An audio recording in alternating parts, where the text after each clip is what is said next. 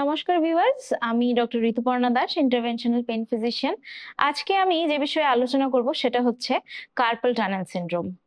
এই carpal tunnel সিনড্রোমে carpal tunnel কথাটা অর্থ হলো আমাদের এই হাতে রিস্ট জয়েন্টে একটা জায়গা আছে যে জায়গাটাকে বলা হয় কার্পাল টানেল।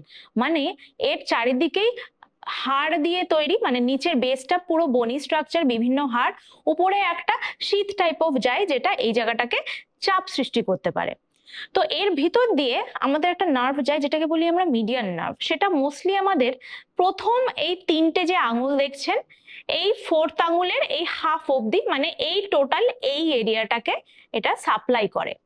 যদি কোনোভাবে এইখানে কোনোভাবে চাপ পড়ে, মানে ধরুন আপনি কোনো টাইট রিস্ট ওয়াচ বহুদিন ধরে পরছেন, বা আপনি ধরুন কোনো স্পেসিফিক কাজ করেন, মানে ড্রাইভিং করেন, মানে আপনার হাতের রিস্ট মুভমেন্টটা এরকম ভাবে হচ্ছে, তো এরকম কোনো স্পেসিফিক কারণের জন্য, বা ধরুন আপনার অনেক দিনের ডায়াবেটিস আছে বা থাইরয়েডের সমস্যা আছে, এই ধরনের মানুষের ক্ষেত্রে এই কার্পাল টানেল সিনড্রোমটা খুব কমন হয়।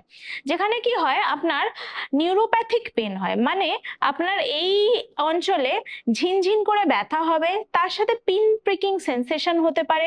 কখনো কখনো আপনার এই এরিয়াতে মাসেল উইকনেসও দেখা যেতে পারে, মানে ধরুন আপনি কাপটা তুললেন, হাত থেকে পড়ে গেল, বা ধরুন আপনার এই যে এরিয়ার যে মাসেলটা, এই মাসেলটার অ্যাট্রফি হয়ে যায়, মানে এই জায়গাটা আপনার বহুত পাতলা হয়ে যাচ্ছে। ঠিক আছে, তো এই ধরনের সাইন অ্যান্ড সিমটম হয় এই কার্পাল টানেল সিনড্রোমে। তো যদি সাইন অ্যান্ড সিমটম হয় তাহলে আমরা ডায়াগনোসিস কি করে করব?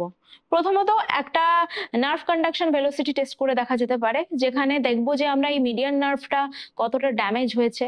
আর একটা যেটা করে দেখতে পারি, একটা ইউএসজি করে দেখতে পারি। ইউএসজি করে সেই কার্পাল টানেলের ডায়ামিটারটা দেখবো, যে নার্ভ যে ডায়ামিটারটা সেটা কতটা কম্প্রেশন হচ্ছে। আরো কিছু বিভিন্ন টেস্ট থেকেও আমরা বুঝতে পারি যে কার্পাল টানেল সিনড্রোম হচ্ছে কিনা। যেমন ধরুন আপনি হাতটাকে এইভাবে রাখলেন, তখন আপনার এই ঝিনঝিন ভাব, ব্যথাটা আরো বেশি বেড়ে গেল।